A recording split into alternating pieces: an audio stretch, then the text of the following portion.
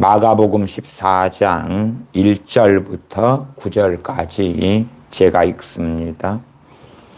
이틀을 지나면 유월절과 무교절이라. 대제사장들과 서기관들이 예수님을 궤계로 잡아 죽일 방책을 구하며 가로되 민요가 날까 하노니 명절에는 말자 하더라.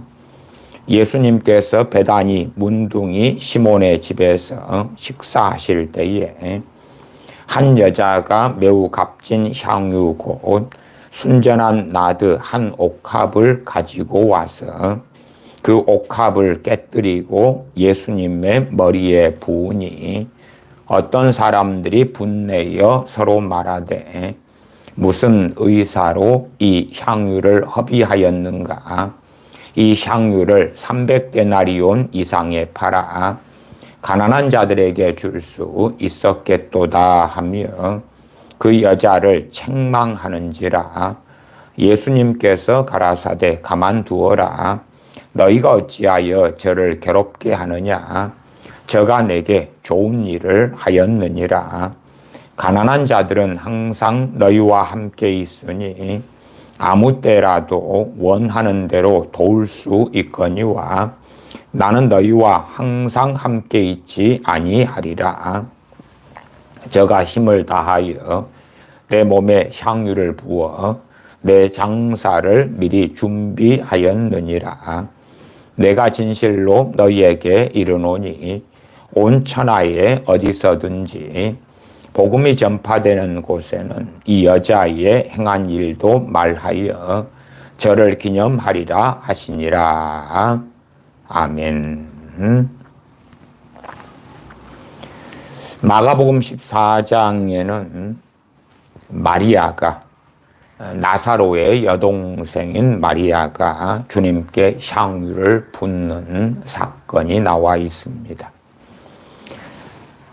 주님의 머리에 향유를 붓고 주님의 장사를 준비한 마리아. 그러나 이 마가복음 14장과 마태복음 26장에 이 사건이 나오는데 여기에서는 마리아라는 이름이 언급되지 않고 한 여자라 그렇게 나와 있고 마리아라고 구체적으로 언급된 것은 요한복음 12장에가 있습니다. 요한복음 12장에 있는 것과 또 이 마가복음 14장, 마태복음 26장에 있는 세 본문들을 함께 살펴보고자 합니다. 마가복음 14장 1절부터 봅니다. 이틀을 지나면 유월절과 무교절이라. 대제사장들과 서기관들이 예수님을 궤계로 잡아 죽일 방책을 구하며 가로되 민요가 날까 하노니 명절에는 말자 하더라. 이틀을 지나면 유월절과 무교절이라. 유월절과 무교절, 이 출애굽기나 혹은 레위기 등의 유월절과 무교절의 날에 대하여 나와 있습니다. 유대력으로 한다면은 첫 달이죠. 첫 달. 니산월이 되어집니다. 레위기 23장에 보면 그 날짜들이 정확하게 나와 있는데 레위기 23장에는 유월절은 니산월 14일 저녁이고 무교절은 15일부터 7일 동안 시작되지요. 그래서 니산월 14일이 유월절, 큰 명절이 되지요. 그리고 15일부터 7일간 무교절이 되고 무교절에는 이 쓴 나물이나 또한 대표적으로 무교병도 먹습니다. 이 무교절 7일 동안 15일부터 21일까지지요. 그러나 무교병을 먹는 날은 그 유월절 되는 14일에도 먹기 때문에 무교병은 한 8일 동안 계속 먹는다 이렇게 이해할 수 있습니다. 실제로 유월절이나 또 무교절에 대한 그 날짜의 논란들은 꽤 있어 옵니다. 물론 그런 복잡한 이야기는 다루지 않겠습니다. 6월절은 니산월, 유대력으로 니산월 14일 저녁이 되고, 우리가 쓰는 양력으로는 3월, 4월 때에 옵니다. 유대인들은 이제 그러한 6월절을 잘 계산해서 그래서 자신들의 절기로 지키고 있습니다. 이 6월절 그리고 이어지는 무교절이죠. 특별히 무교절은 7일이기 때문에 유대인의 3대 절기에는 무교절, 칠칠절, 초막절 그렇게 들어가지요. 그러면 이틀을 지나면 6월절과 무교절이라 14일 밤부터. 유대인의 날짜 계산은 우리의 보통 사람들의 계산과는 좀 달라서 다소 복잡하지요. 그래서 주로 해가 질 때부터 그 다음 날의 시작으로 볼 때가 많지요. 그래서 해 질 때부터 다음 해 질 때까지. 그러나 우리가 쓰는 일반 기준으로는 해가 뜰 때에 하루가 시작되고 그 다음에 밤이 지나야지 하루가 끝나는 일반적 기준이죠. 그럴 기준에서는 우리의 상식적으로는 6월절과 무교절이 양력 기준으로 우리의 날 기준으로는 함께 간다 이렇게도 볼 수가 있습니다.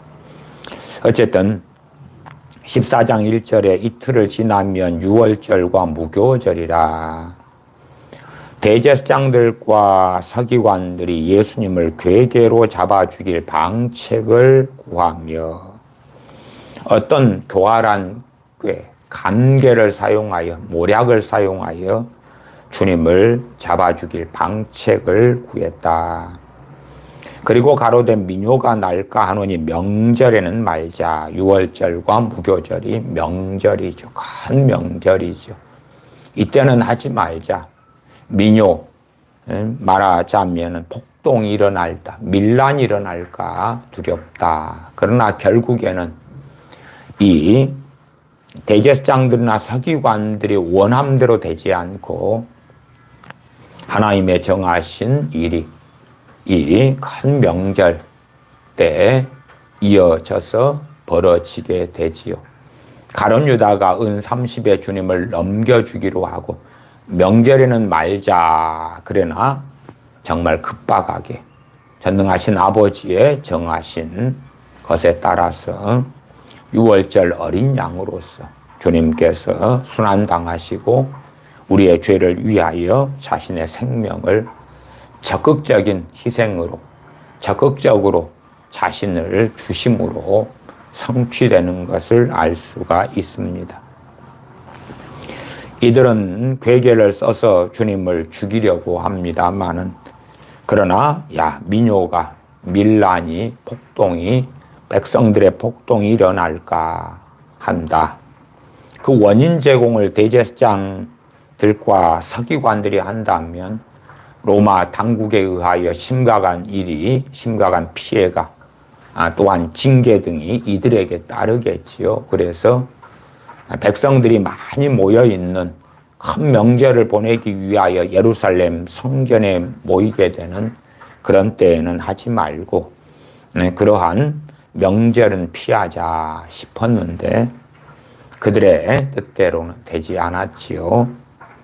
3절 예수님께서 베다니 문둥이 시몬의 집에서 식사하실 때에, 베다니는 예루살렘에서 아주 가까운 그러한 곳입니다. 그래서 요한복음 11장 같은 데는 이 베다니가 예루살렘에서 우리 개역성경 상해 번역으로는 약 5리쯤 떨어졌다. 참 가깝지요, 5리. 1, 2가주로 400m 정도로 계산되니까 5리 그러면 5, 4, 20 그러면 2km밖에 안 되니까 얼마나 가깝습니까? 우리가 1시간에 성인이 좀 빨리 걸으면 5km 걷지요. 편안하게 걸으면 3, 4km 걸으니까 빨리 걸을 때에 2km다면은 30분이면 가는 거리가 될 것이고요. 그러나 이제 개혁성경상으로 5리 그랬습니다만은 이 원어상으로는 이것하고는 좀 달라서 15스타디아 이렇게 돼요. 15스타디아 그러면 거의 3km 가까운 거리입니다. 2.775 킬로미터니까 2km보다는 좀 더 많지요. 정확하게 좀 수치상으로 가면 5리보다는 한 7리 정도 이렇게 번역해야 맞는데 평이하게 5리 그랬습니다. 영어 성경은 마일을 사용하잖아요. 그래서 2마일 그랬습니다. 1마일이 1.6km니까 2마일이면 3.2km입니다. 어쨌든 뭐 2km든 3km든 정확히 15스타디아 2.775km든 아주 가까운 거리다는 건 우리가 알 수가 있지요. 2km, 3km 혹은 3.2km든지 간에 2.75km든 2.77km든지 간에 아주 가까운 곳에 있는 곳이 베단입니다. 주님께서는 순환을 당하시려고 적극적으로 예루살렘 근처에 있는 베다니에 오셨고 그리고 베다니에 머무셨지요. 3절 다시 봅니다. 예수님께서 베다니 문둥이 시몬의 집에서 식사하실 때에 문둥이 시몬, 한센병자 시몬의 집에서 그랬으면 이 시몬은 문둥병자, 한센병자였는데 주님께서 그를 고치셨다는 것을 알 수가 있지요. 그 집에서 식사하실 때에 이 식사는 잔치였다고 좀 더 자세히 요한복음 12장에 나와 있습니다. 식사하실 때 한 여자가 매우 값진 향유 곧 순전한 나드 한 옥합을 가지고 와서 그 옥합을 깨뜨리고 예수님의 머리에 부으니 조금 있다가 요한복음 12장을 보겠습니다만은 요한복음 12장에서는 주님의 발에 부었다 그럽니다. 마리아라고 구체적으로 나와 있고요. 여기는 주님의 머리에 부었다 그렇게 나옵니다. 그래서 왜 이렇게 동일한 사건에 대하여 말이 다른가 그런 논란이 있을 수 있습니다만은 당연히 첫째는 주님의 머리에 부은 게 맞지요. 그 다음에 머리에 부어서 관점의 차이인데 머리에 부었는데 그것이 발까지 당연히 흘러내리는 건 당연하겠죠. 아니면은 초점이 요한복음과 마태, 마가 복음에 기록된 게 다르기 때문에 이 향유옥합을 머리에 먼저 붓고 한 반은 머리에 부었다 그러면 반은 발에 부었다 이렇게 이해할 수도 있죠. 그래서 말씀이 다른 것은 오히려 정확하기 때문에 달라요. 정확하기 때문에. 이 말씀을 기록하도록 감동 감화를 받은 그러한 마태나 마가 이 하나님의 사람들 또한 당시 현장에 있었던 주님의 사도 마태다 할 때도 또한 이 말씀을 기록한 마가라 할 때도 그 사건에 대하여 어떤 포인트를 두고 성령님께서 기록하게 하셨는가 하는 것에 따라서 달라요. 그렇지. 오히려 인위적으로 인간적으로 한다면 모든 것을 다 똑같이 뜯어 맞춰야 되겠지요. 그것이 오히려 자기적이고 인위적이죠. 그러나 동일한 사건들에 대하여서 성령님의 감동을 통해서는 다르게 기록되어집니다. 왜? 입장이 틀리고 관점이 틀리고 또한 동일한 사건이지만 말씀을 청종하는 우리들에게 주시는 메시지가 다른 메시지, 다른 말씀들을 주실 때들도 많기 때문에 그래요. 그래서 마태복음과 마가복음에는 한 여자라 그랬지 마리아라고 기록되지는 않습니다.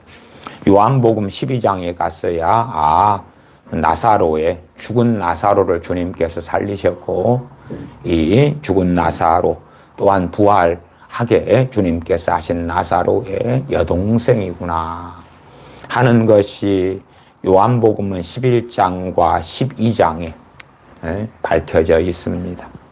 요한복음 11장 2절에는 그렇게 밝혀져 있어요. 미리 12장에 마리아가 주님의 발에 향유 옥합을 붓고 자신의 머리털로 주님의 발을 씻은 그런 이야기가 나와 있는데, 미리 요한복음 11장 2절은 이 마리아는 향유를 주께 붓고 머리털로 주의 발을 씻기던 자요 병든 나사로는 그의 오라비더라. 그렇게 나사로의 죽음과 나사로가 살아난 사건이 전개되기 초반에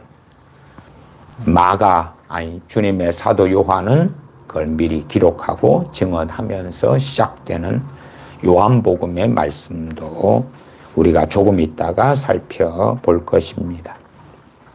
다시 3절로 가면 예수님께서 베다니 문둥이 시몬의 집에서 식사하실 때에 한 여자가 매우 값진 향유고 순전한 나드 한 옥합을 가지고 와서 그 옥합을 깨뜨리고 예수님의 머리에 부으니, 어떤 사람들이 분내어 서로 말하되 무슨 의사로 이 향유를 허비하였는가. 어떤 사람들이 할 때에 그 어떤 사람들은 주님의 제자들을 이야기합니다. 5절, 이 향유를 300데나리온 이상에 팔아 가난한 자들에게 줄 수 있었겠도다 하며 그 여자를 책망하는지라. 요한복음 12장에는 가룟 유다가 그렇게 시작한 것이 나와 있습니다. 원흉자가, 선동자가 가룟 유다지요. 그러나 마태, 마가복음은 어떤 사람들이 그렇게 나와 있고, 마태복음으로 먼저 좀 앞으로 가볼까요? 마태복음 26장으로 가보겠습니다. 마태복음 26장입니다. 마태복음 26장에는 제자들이라고 나와 있는데 26장 6절부터 봅니다. 예수님께서 베다니 문둥이 시몬의 집에 계실 때에 한 여자가 매우 귀한 향유 한 옥합을 가지고 나와서 식사하시는 예수님의 머리에 부으니 제자들이 보고 분하여 가로. 제자들이지요. 그래서 마가복음의 어떤 사람들은 제자들이라는 걸 알 수가 있고요. 그런데 요한복음 12장은 가룟 유다지요. 그렇기 때문에 이 참 악한 자가 선동을 하고, 그래서 악한 자가 마리아를 힐난하고 300데나리온 이상에 팔아서 가난한 자들에게 주면 좋았겠다. 그러나 그는 연복궤의 헌금을 도둑질하는 가룟 유다죠. 그러나 주님의 제자들이라도 악한 자의 선동에 넘어가고 그럴 때에 함께 범죄하고 함께, 오히려 주님께서는 가만히 계시는데 마치 주님의 머리 꼭대기에 앉아 있는 것처럼 자신들이 판단하고 정죄하는 어리석음을 보게 되지. 그런 일이 있을 때에 주님이 계심에 판단자가 주님이시지요. 그러나 가룟 유다의 선동에 따라, 가룟 유다의 논리에 따라 제자들이 함께하고, 그래서 마태복음 26장 8절에는 제자들이 보고 분하여 가로되, 선동에 넘어가 버린 것이에요. 그래서 마가복음이나 마태복음에서는 제자들이 이 선동에 넘어가서 악을 행하는 그러한 일로 나와 있습니다. 물론 요한복음에는 시초가 시발이 되는 것이 가룟 유다라고 나와 있습니다만은, 그러나 가룟 유다의 책임이기 때문에 그 선동에 넘어간 제자들이 무죄하다가 아니라 오히려 마태복음에서는 제자들이 범인이다. 그렇게 나와 있어요.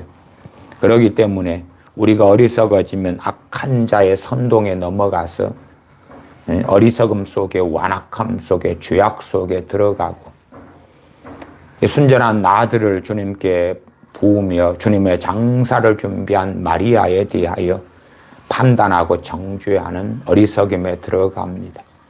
판단하고 정죄하는 것도 일견으로는 꽤 타당성이 있게 보여요. 왜냐하면 300데나리온 이상에 팔아서 가난한 자들에게 나누어 주면 얼마나 좋을까 하는 자신들의 논리가 있기 때문에 그렇죠. 그래서 주님에 대하여 좋은 일을 한 마리아에 대하여 신란하고 책망하고 공격을 하는 것입니다. 물론 그 제자들, 사도들도 주님과 우리의 뜻이 같겠다라고 생각했던 것이겠지요. 왜요? 주님께서는 공생의 세월 동안에 누구보다 검소하셨고 당연히 누구보다 낭비하지 않으셨죠.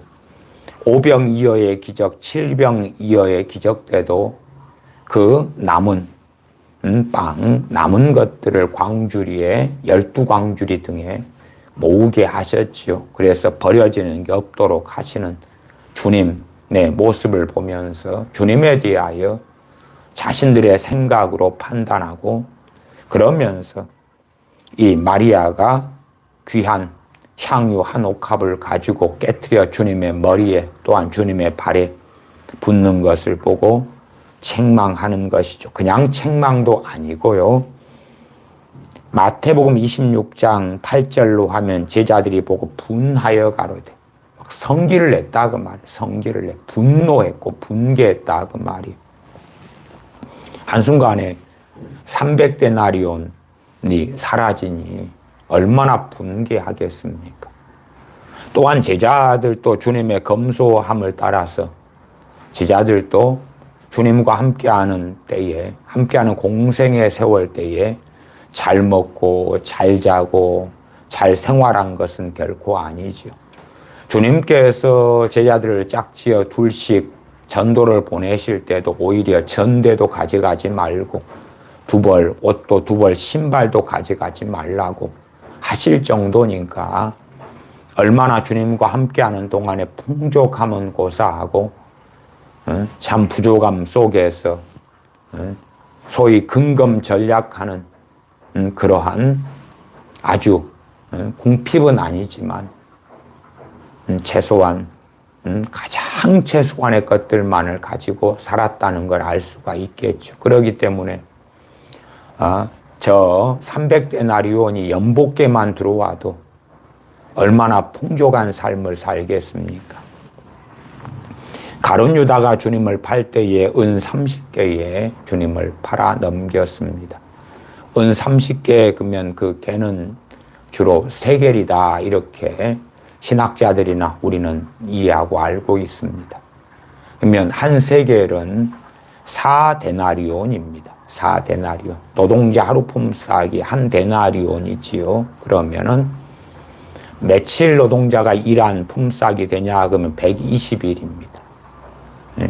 30개, 은 30세겔 곱하기 4를 하면 데나리온이 나오니까 120데나리온이 되는 거죠. 그러면 마리아의 향유 옥합을 팔면 300데나리온 이상의 가치가 있는 건데 주님을 팔았을 때 가룟 유다는 120데나리온을 얻기 위하여 주님을 팔았지요. 그러면 가룟 유다는 얼마나 이 향유 옥합이 아까웠겠습니까?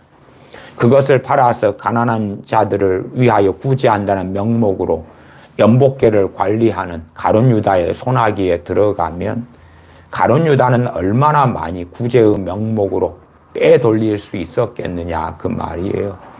그 분개와 그 적개심을 제자들에게 불을 붙여놓으니 제자들을 또 한 통속이 되어서 그래서 마리아를 주님을 위하여 좋은 일을 한 여자라고 나와 있는 그러한 마리아를 공격하고 신란하고 비난하고 책망하는 일에 한 통속이 되었던 것입니다.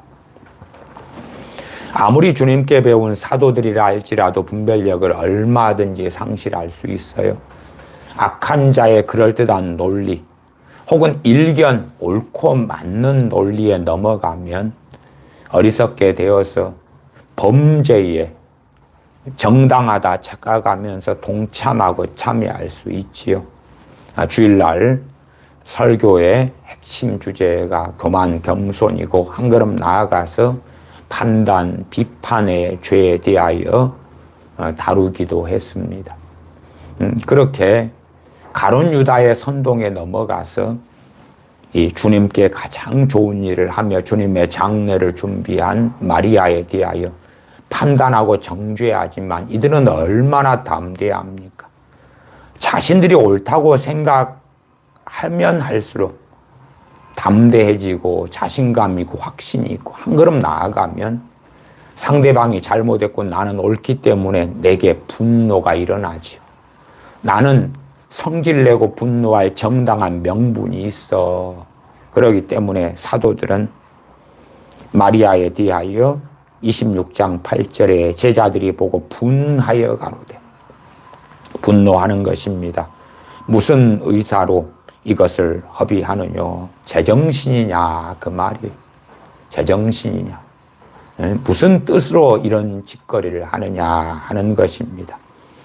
마태복음 26장으로 넘어온 김에 마태복음부터 먼저 보겠습니다. 9절, 이것을 많은 값에 팔아 가난한 자들에게 줄 수 있었겠도다 하거늘. 가난한 자들을 도와주는 것 얼마나 귀합니까? 무엇보다도 주님께서 가난한 자들을 돕는 것에 마음을 쏟으셨다는 걸 알 수가 있습니다. 그래서 그런 일반론, 획일론에 잡힌 거죠. 주님께서 가난한 자들 챙기시고 돌보시고 그들에 대하여 염려하시고 보살피시는 것을 보고 가룟 유다의 선동에 넘어가서 한 통속이 되어서 이러하게 예외적으로 벌어지는 이 특별한 사건에 대해서도 가난한 자들하고 어리석어지고 말았던 것입니다. 10절, 예수님께서 아시고 저희에게 이르시되 너희가 어찌하여 이 여자를 괴롭게 하느냐? 저가 내게 좋은 일을 하였느니라. 저가 내게 좋은 일을 하였느니라. 가난한 자들은 항상 너희와 함께 있거니와 나는 항상 함께 있지 아니하리라. 내주하시는 성령님을 통하여 성령님이 함께 하시면 주님이 함께 하심이지요. 성령님은 그리스도의 영, 예수님의 영이시기 때문에 그렇지요. 그래서 성령님께서 함께 하시는 사람들인 주님께서 나와 함께 하신다. 그렇게 말함이 틀리지 않고 정확하게 옳은 이야기가 되지요. 그러나 육체를 가지고 계신 주님, 부활하신 몸을 가지고 계신 주님은 아버지 보좌 우편에 계시지요. 그리고 그런 측면에서는 주님께서는 나는 항상 함께 있지 아니하리라. 얼마 지나면 당시 때의 기준으로 해도 제자들을 떠나시게 되지요. 부활하신 다음에 40일간 함께 하셨으나 사도행전 1장에 나온 대로 주님께서는 승천하시고 하늘로 올라가셨지요. 가난한 자들은 항상 너희와 함께 있다. 그래서 이 세상에서는 세상의 죄악으로 인하여 사람들의 탐욕으로 인하여 또한 잠언 등의 가난의 이유 중에 하나가 무엇이지요? 그것은 게으름이고 나태다. 사람들의 게으름과 나태로 인하여 또 다른 이유도 있지요. 보증을 선물로 파산하고 가난케 되어지는 그러한 일도 또한 잠언에 나와 있고 등등등 합니다. 때때로는 잘못된 정치가가 일어설 때도 극심한 가난 속에 들어가지요. 이번에 멕시코를 통하여 미국으로 들어가려는 많은 난민들이 있습니다. 또 불법 체류를 미국에 하려는 사람들이 있는데 그중에 상당수는 니카라과 중미에 혹은 중남미에 속하는 니카라과라는 나라에 그 나라를 떠나는 사람들이 있습니다. 주로 니카라과는 700만 명의 인구가 넘는데 그 나라 사람들은 잘못된 독재자, 정치자가 일어나서 그래서 민생을, 경제를 파탄지경으로 넣음에 그러면 그 나라에 말하자면 한 6명 중에 하나인가요? 이런 사람들이 그 나라, 자기 나라, 조국을 떠나고 있습니다. 또 남미의 베네수엘라도 유명하지요. 베네수엘라에도 그 나라를 떠나서 남미 된 사람들이 얼마나 많습니까? 그러한 악한 또한 어리석은 정권을 쥔 사람, 물론 이 정권을 쥔 사람을 요즘 시대는 누가 뽑습니까? 스스로 발등을 찍는다 그러지요. 국민들이 뽑아서 포퓰리즘 정책을 쓰고 그 선동에 넘어가서 미래를 저당 잡히고 담보 잡혀서 현재의 것을 쏟아 붓고 사용하지요. 중남미 국가 중에서 아르헨티나도 그렇습니다. 아르헨티나도 복지의 포퓰리즘이 어마어마하게 하기 때문에 지금은 아예 자식을 먹이려고 하면은 부모가 굶어야 되는 그런 가정들도 많이 벌어지고 있어서 최근에 우리나라 뉴스에도 아르헨티나 뉴스가 나오기도 했더라고요. 저도 아르헨티나에 몇 달 전에 다녀왔습니다만은 물가가 참 많이 올라갔습니다.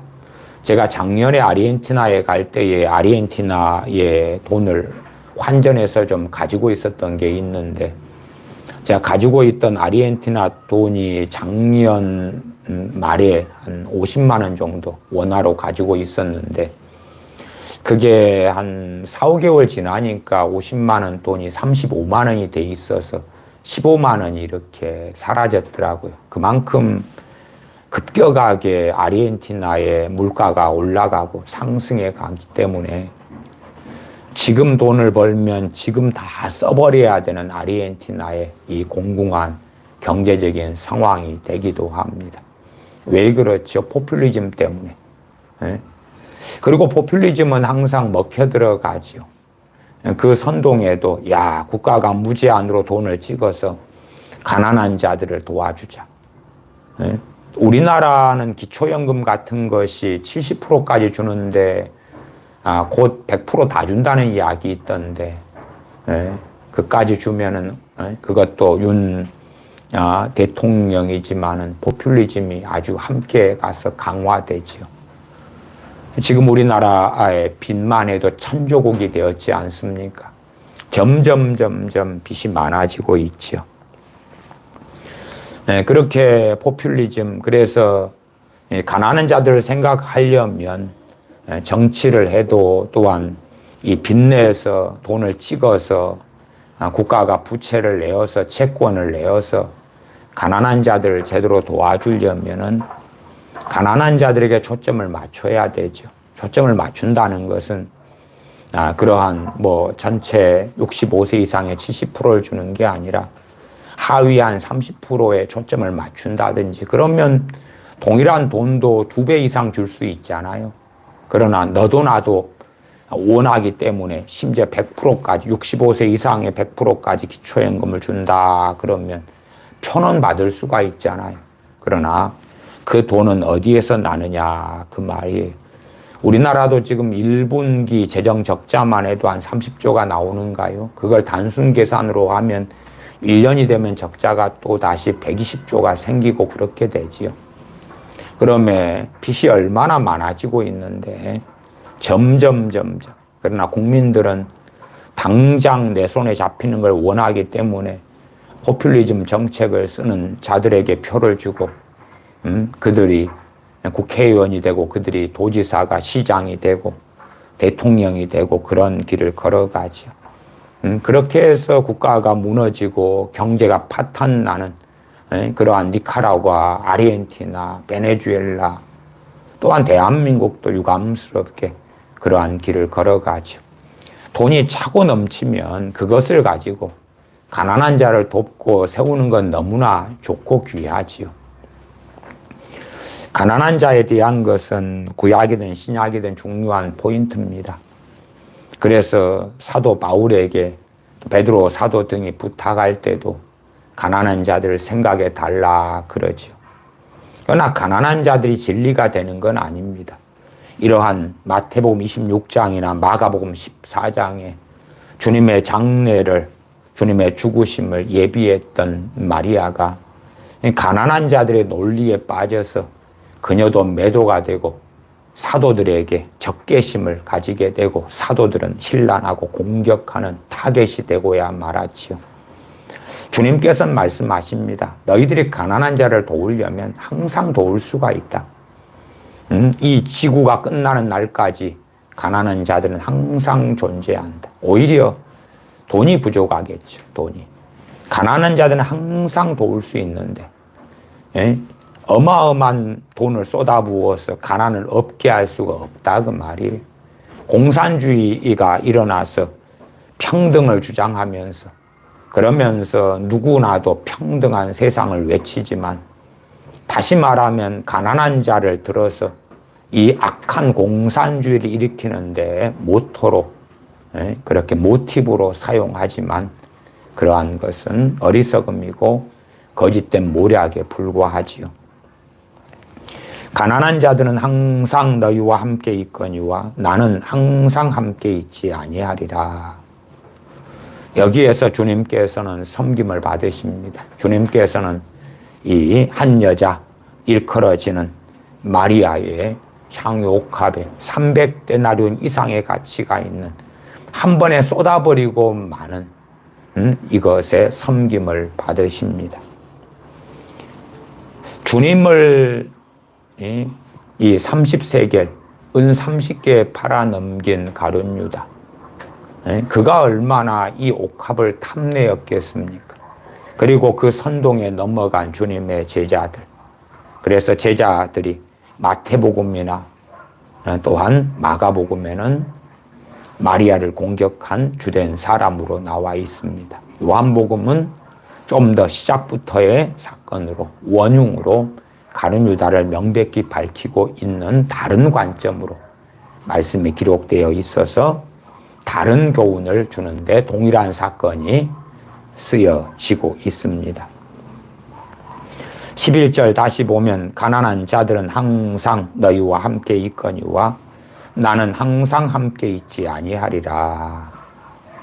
어쨌든 그럼에도 하나님의 관심이 또한 특별히 교회가 돌보고 섬기는 관심이 가난한 자라는 것은 변치 않는 것입니다. 그럼에도 가난한 자들 돕고 섬기는 것이 항상 어느 때에 어떤 것보다 우선하는 진리는 아니다는 것도 기억해야 됩니다. 그러나 보편적으로 교회가 우리가 가난한 자들을 돕고 섬기는 것은 확연하게 중요하고 중요한 가치임은 명확하다. 그러나 항상 최우선이 되는 건 아니지요.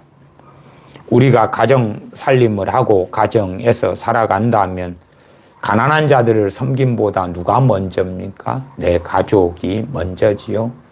그 다음에 한 걸음 나아가서 내 형제가 먼저가 될 수도 있습니다. 그렇기 때문에 어떠한 가치를 가질 때에 많은 경우에 상대적일 수밖에 없다는 것도 생각을 해야 됩니다.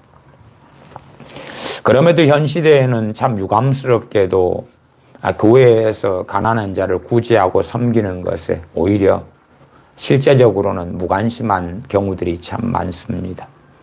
교회에 11조와 감사 헌금이 나오고 할 때에 그럴 때에 상당한 비중의 가난한 자들을 섬기는 것이 옳고 타당하다. 구약에는 11조도 3년마다의 11조를 한 번 더 냅니다. 그래서 3년마다에는 11조가 두 번이 내게 됩니다. 한 번에 11조는 항상 했던 대로 레위인들에게 바치고 또 레위인들은 그 11조를 제사장들에게 주고 자기들의 11조를요. 그 다음에 또 하나의 11조는 구제를 위하여 레위인들, 기업이 없는 레위인들이나 고아와 과부와 객을 위하여 모아서 사용하는 11조가 되어집니다. 3년마다에는 그래서 10의 2조를 내야 되는 것이지요. 그러나 평상시의 11조도 교회적으로의 사용이나 헌금의 교회적인 사용에는 첫 번째에 믿음의 가족을 생각하라, 믿음의 가정들을 생각하라 하는 말씀을 볼 때는 교회의 사역 또한 교회의 헌금 사용에 아주 중요한 비중을 첫째는 교회 안에 믿음의 가정들 가운데 가난한 사람들을 돌보는 것. 그리고 여력이 있다면 더 거기에서 더 나아가야 하겠지요. 그러나 우리들은 이 절대성은 없습니다만은 유감스럽게도 한시적인 이 예배당 건물에 얼마나 천문학적인 헌금을 쏟아붓습니까? 제가 신앙생활을 해왔던 교회들이 약 20개 정도가 됩니다만은 그리고 20개들의 교회들 가운데 그래도 깊이 있게 그 내면 속사정을 들여다보는 교회도 많이 있었습니다.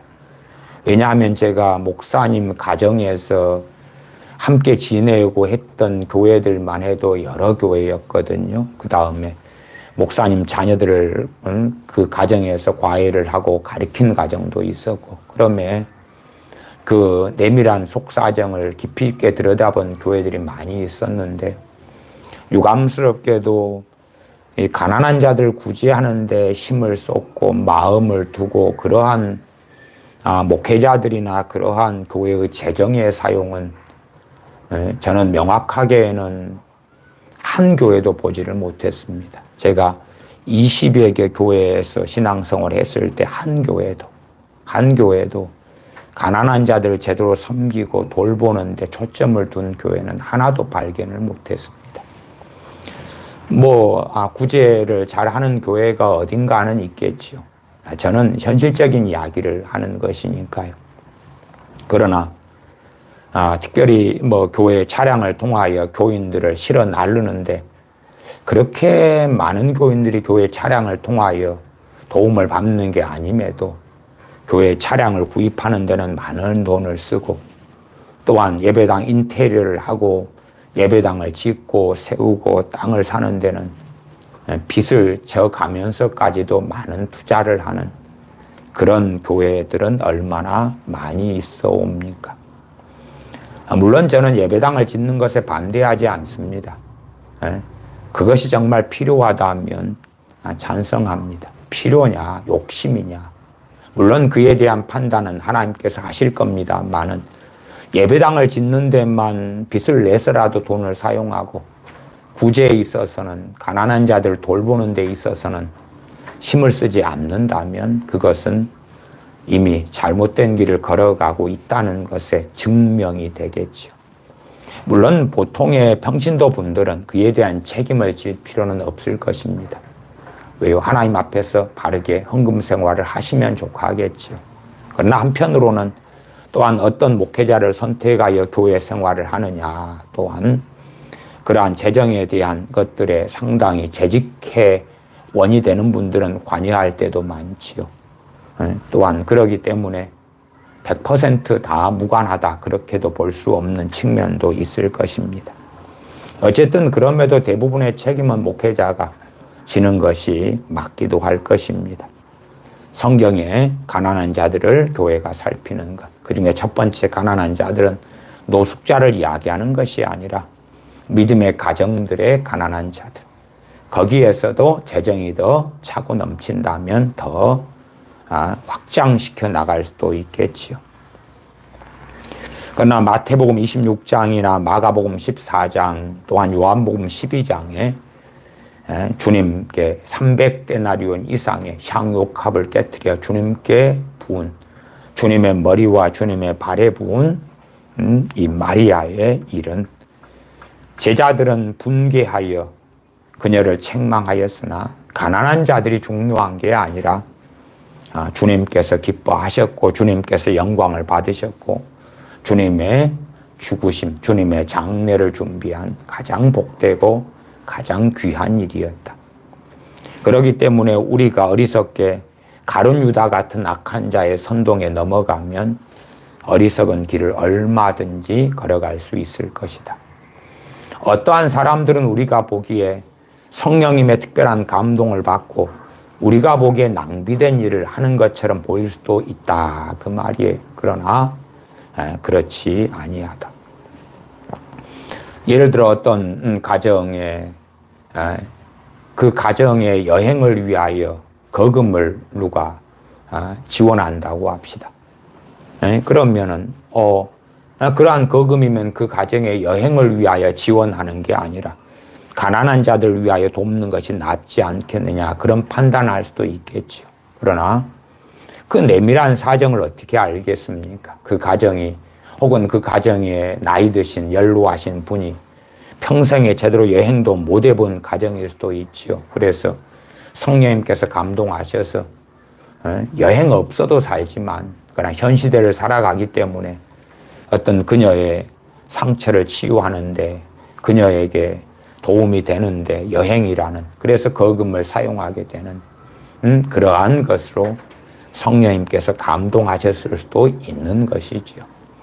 그러한 예외적인 일들이 일어날 수 있고, 이 마태복음 26장이나 마가복음 14장 등의 사건은 정말 놀라운 예외적인 일로 기록되어져 있습니다. 마태복음 26장 11절부터 다시 읽으면, 가난한 자들은 항상 너희와 함께 있거니와 나는 항상 함께 있지 아니하리라. 항상 함께 있지 아니하리라. 이 사역이 끝나고 죽으시고 부활하신 다음에는 떠나가신다. 그 말이 떠나가신다. 그래서 이제 우리가 돌보고 섬김의 대상은 특별히 육체적인 돌봄, 물질로 돈으로 섬기는 대상은 주님이 아니게 되지요. 향유옥합을 가지고 다시금 주님의 머리에, 주님의 발에 부을 수는 없다. 그 말이, 왜? 주님께서는, 부활하신 주님께서는 아버지 보좌 우편에 계시기 때문에 그러하죠. 사람에게는 부을 수 있겠지만 주님께 부어드릴 때는 이것이 마지막이었겠지요. 12절, 이 여자가 내 몸에 이 향유를 부은 것은 내 장사를 위하여 함이니라. 13절, 내가 진실로 너희에게 이르노니 온 천하에 어디서든지 이 복음이 전파되는 곳에는 이 여자의 행한 일도 말하여 저를 기념하리라 하시니라. 첫째는 이 마리아에게 주님을 사랑하였기 때문에 자신에게 힘에 지나도록 가장 귀한 것을 주님께 드리기를 원했다. 그 말이죠. 아마 이 향유옥합을 300데나리온 이상에 팔아서, 그래서 데나리온으로 주님께 드렸다면 주님께서는 그 데나리온을 가난한 자들 위하여 쓰셨겠지요. 그러나 이 마리아의 마음에는 온전히 주님을 위하여서 사용하고 싶었기 때문에 일견 보기에 낭비되고 한번 부어버리고 말면 그 다음에는 허랑방탕하게 소비되는 것처럼 보일지언정 주님을 위하여 다 드리고 싶었다. 그 말이, 온전히 주님만을 위하여. 또한 그 이면에는 주님의 장사에 대하여, 주님의 죽으심에 대하여 잘 알지 못하는 이 마리아. 그러나 성령님께서 그녀를 감화 감동하시고 또한 성령님의 감화 감동을 받을 그릇이 되는 마리아. 그래서 이 마리아는 정말 자신의 온 힘을 다하여 향유옥합을 준비하여 주님께 부어드렸지요. 물론 어떤 어리석은 부흥사나 어리석은 자들, 완악한 자들은 이런 것을 가지고 잘못 가리키고 해석해서, 그래서 자신이 주님의 자리에 있으면서 내게 바쳐라 하는 악한 자들도 있습니다. 또한 이 마리아가 주님께 향유옥합을 부어드린 사건을 가지고 천주교 또 정교회 같은 데는 화려한 예배, 금관이 있고 홀이 있고 아주 그냥 향유를 가지고 향을 가지고 하는 그런 것의 근거로 사용하는 그러한 완악한 일도 봅니다. 그래서 이 사건을 가지고 역사 이래로 저 로마 가톨릭 정교회 같은 데는 그들의 미사, 그들의 주교나 신부나 그 위에는 더 대주교, 추기경, 교황이 집례하는 그 미사에는 이것을 근거로 해서 아주 화려하고 멋지고 웅장한 그런 자신들의 미사로 만드는 그러한 근거로 사용합니다.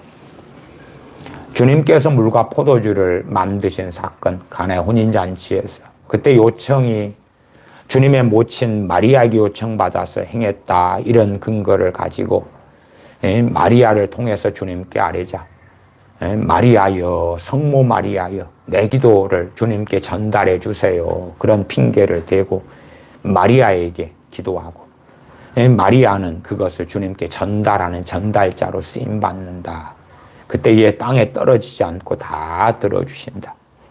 그러한 해괴망측한 교리가 나오는 것처럼 여기에 나사로의 여동생 마리아의 향유옥합 사건을 가지고도 여러분이 보시는 저 로마 가톨릭이나 정교회의 저 화려한 미사가, 그 화려한 미사를 집전하기 위하여 엄청나게 돈을 쏟아부은 저 기구들, 그의 근거가 여기에서 발언합니다. 유감스럽지요.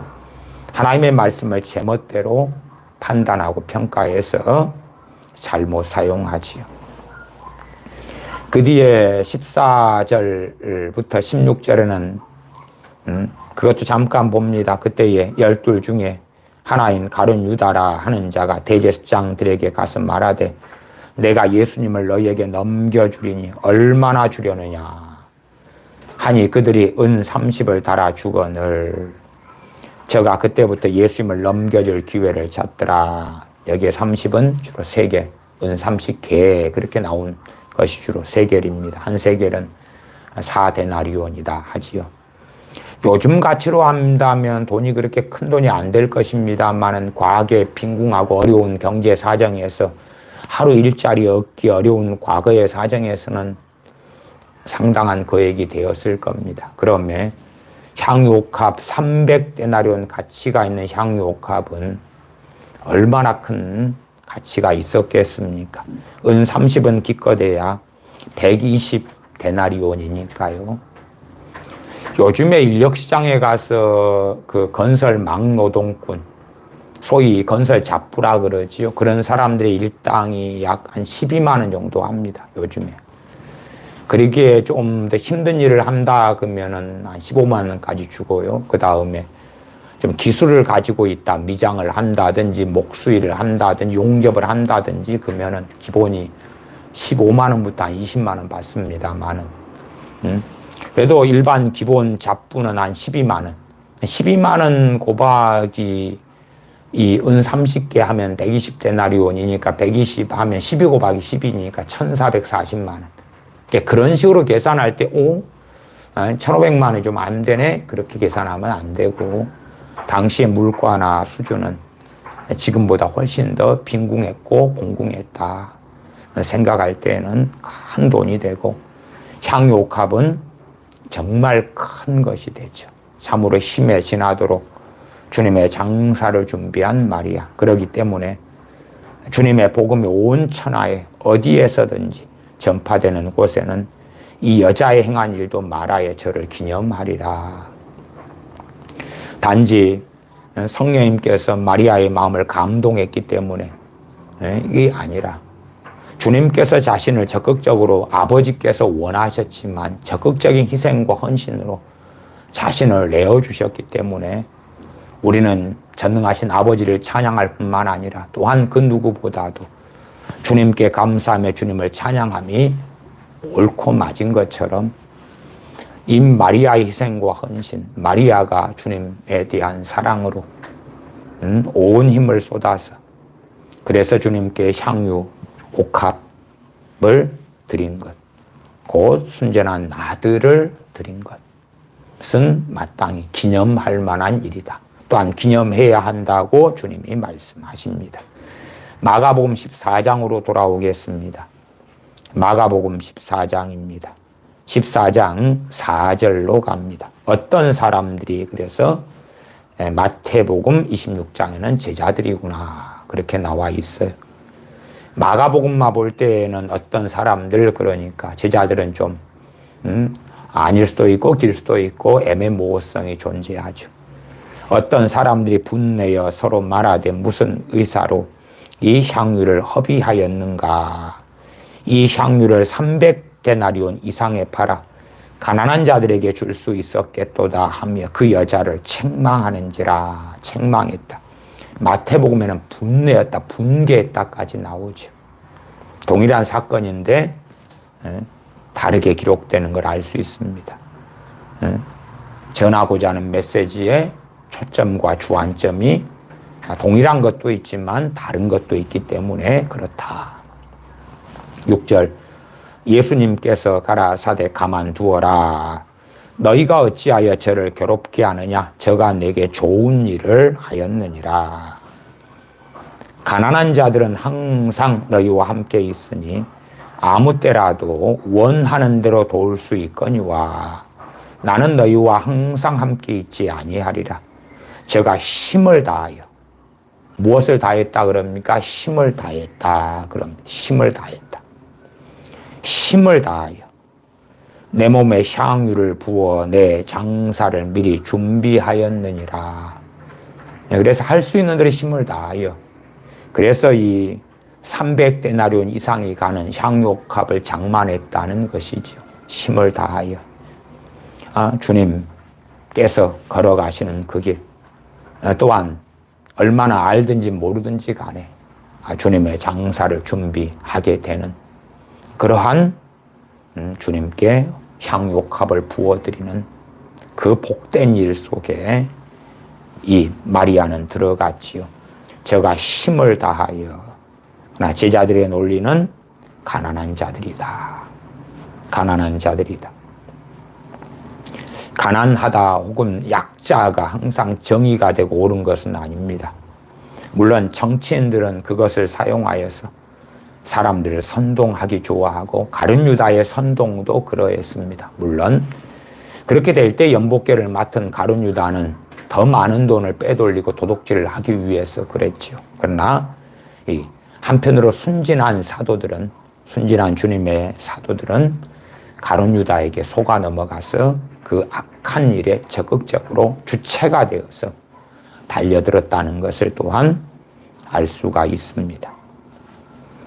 9절, 내가 진실로 너희에게 이르노니 온 천하에 어디서든지 복음이 전파되는 곳에는 이 여자의 행한 일도 말하여 저를 기념하리라 하시니라. 10절, 11절, 12 중에 하나인 가룟 유다가 예수님을 넘겨주려고 대제사장들에게 가매 저희가 듣고 기뻐하여 돈을 주기로 약속하니 유다가 예수님을 어떻게 넘겨줄 기회를 찾더라. 요한복음 12장으로 가겠습니다. 요한복음 12장입니다. 요한복음 12장 1절부터입니다. 요한복음 12장 1절부터 읽어갑니다. 6월절 엿새 전에 예수님께서 베다니에 이르시니, 이 마리아가 주님께 향유값을 부어드리는 사건은 이틀이 지나면 6월절과 무교절이라 돼 있고요. 그러나 이제 베다니에 주님께서 도착하신 것은 6월절 엿새 전이다. 이렇게 시간 순서를 말씀해 주는 것입니다. 6월절 엿새 전에 주님께서 베다니에 도착하셨다. 이 베다니에 대한 것은 11장으로 가면은 나와 있지요. 11장 18절로 가면 베다니는 예루살렘에서 가깝기가 한 5리쯤 되며 정확하게는 15스타디아 정도 되는 한 2.7755km 정도 된다 말씀을 앞에 제가 드렸습니다. 그 다음에 11장 1절 2절도 보면 어떤 병든 자가 있으니 나사로가 죽고 주님이 살리시는 이야기가 나와 있지요. 어떤 병든 자가 있으니 이는 마리아와 그 형제 마르다의 촌 베다니에 사는 나사로라.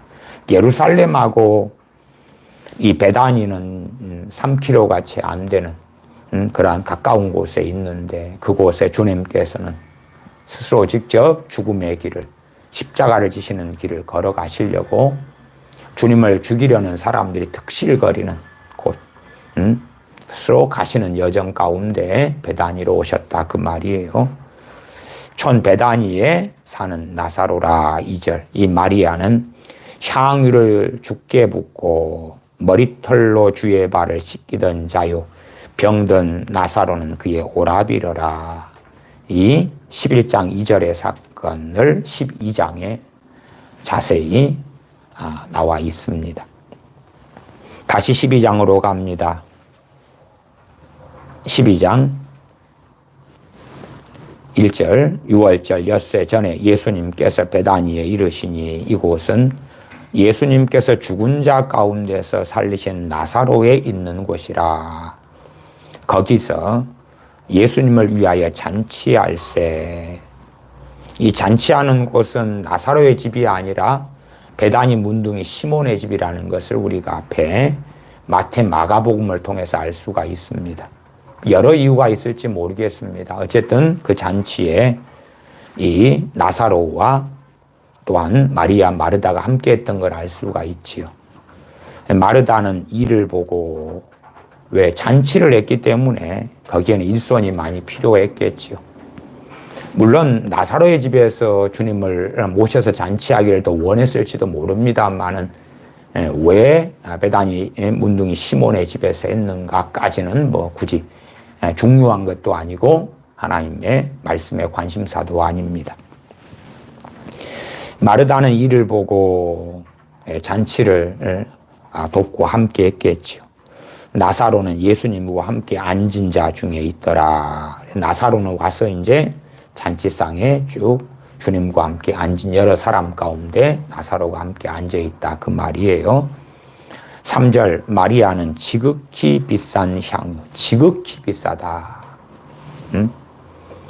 지극히 비싸니까 요즘 시가로는 뭐 최고로 가는 명품 백 같은 것, 뭐 그 이상의 가치로 생각하시는 것이 좋을 것입니다. 객관적 가격 이전에 당시의 물가를 생각할 때에 지극히 비싼 향유고 순전한 나드 한 근을 가져다가 예수님의 발에 붓고 마태 마가복음은 주님의 머리에 부었다. 여기는 발에 부었다. 다른 점이 있죠. 그러나 그에 대한 자세한 앞뒤 정황까지 성경은 다 다루지 않는다. 그래서 미혹에 빠지는 자들은 동일한 사건이 다르게 나와 있으니 성경이 불완전하다 하는 미혹 속에 빠져서 불신앙 속에 들어가는 그러한 어리석은 자들도 역사 이래로 종종 있어 오긴 했습니다. 그러나 이 포인트들마다 다르게 사도 요한은 이 마리아가 주님의 발에 이 향유를 부은 사건의 포인트를 둡니다. 자기 머리털로 그의 발을 씻었다. 향유 냄새가 집에 가득하더라. 그래서 마리아의 초점. 마리아가 주님의 발에 향유를 붓고 마리아가 자신의 머리털로 주님의 발을 씻었다. 향유 냄새가 집에 가득하더라. 제자 중 하나로서 예수님을 잡아줄 가룟 유다가 말하되 이 향유를 어찌하여 300데나리온에 팔아 가난한 자들에게 주지 아니하였느냐. 가룟 유다가 300데나리온을 언급하고 그 선동에 누가 다 넘어가요? 제자들이. 그래서 제자들도 300데나리온 이야기를 합니다. 300데나리온 이상. 가룟 유다는 300데나리온에 팔아 그렇고 제자들은 선동에 넘어가고 분개하고 분노하여 마리아에게 달려들면서 300데나리온 이상에 팔아 그렇게 가는 거죠. 그러면 300데나리온이라는 가치를 측정하는 가룟 유다는 옳았겠죠. 왜 그 향유 옥합 지극히 비싼 향유가 300데나리온 이상의 가치 혹은 최소한 300데나리온은 받을 수 있다. 그러니까 객관적 사실에 근거하지요. 그런 객관적 사실에 근거해서 가난한 자들 돕고 섬기는 걸 이야기할 때에 사도들이 다 넘어가서 이 악한 일에 동참하죠.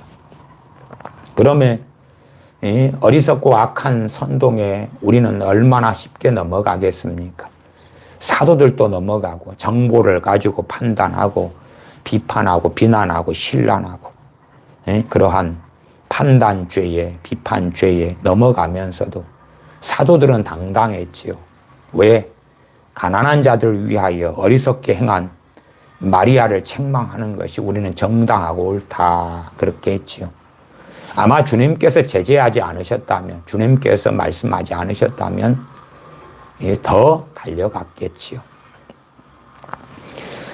5절 이 향유를 어찌하여 300데나리온에 팔아 가난한 자들에게 주지 아니하였느냐 하니 이렇게 말하면 가난한 자들을 생각함이 아니요 저는 도적이라 동꾀를 맞고 거기 넣는 것을 훔쳐가미러라.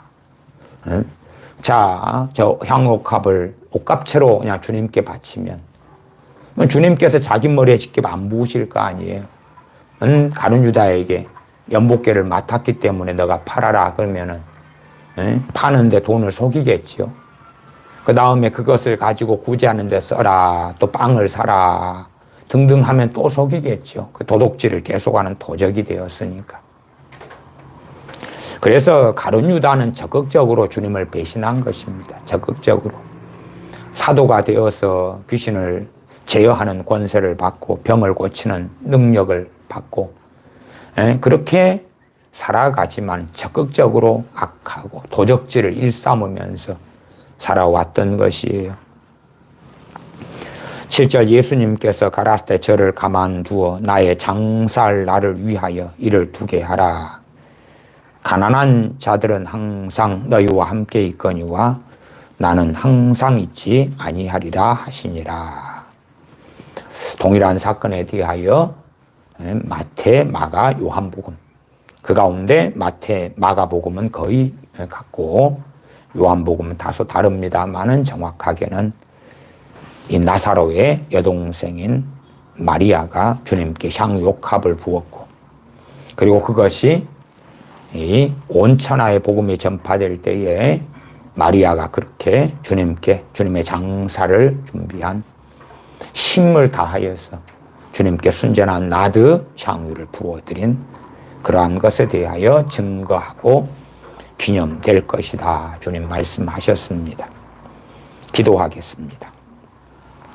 아버지 하나님, 우리는 어리석게 어떠한 하나의 진리나 어떠한 하나의 옳다는 것에 매몰하여 그리하여 잘못된 결론에 빠지고 어리석음에 빠질 때도 많습니다. 때로는 악한 자의 객관적이고 타당하게 보이는 선동에 넘어가 판단하며 판단하고 정죄하는 완악한 죄 속에 사도들이 들었던 것처럼 들게 되기도 합니다. 또한 악한 자가 악한 동기와 괴계를 숨긴 채에 눈에 보이는 것을 가지고 말할 때에 그 어리석음에 들어버리는 그러한 일들이 얼마나 많은가를 생각할 때에 우리가 우리의 눈에 보이는 대로 귀에 들리는 대로 판단함보다 주님 안에 거하여 주님 안에서 바르게 듣고 내 몫이 아닌 건 판단하고 정죄하지 아니하고 흘려보내고 주님과 함께 생각하는 지혜와 지각을 얻는 그러한 자녀들이 되도록 무엇보다 우리의 어리석고 완악한 이러한 판단 죄들을 깨닫고 깨우치고 벗어나는 복된 자녀들이 되도록 저희를 긍휼히 여겨 주시옵소서. 또한 가난한 자를 생각하는 여러 일들 가운데 지혜롭게 행하는 교회가 또한 우리가 되어지게 하여 주시옵소서. 그러나 이 모든 일 가운데 마리아가 행했던 것처럼 주님을 사나 죽으나 주님을 위하여 살고 주님을 영화롭게 하는데 우리의 마음과 힘을 쏟는 복된 주님의 제자의 삶을 살게 은혜를 베풀어 주시옵소서. 우리 주 예수님의 이름으로 기도하옵나이다. 아멘.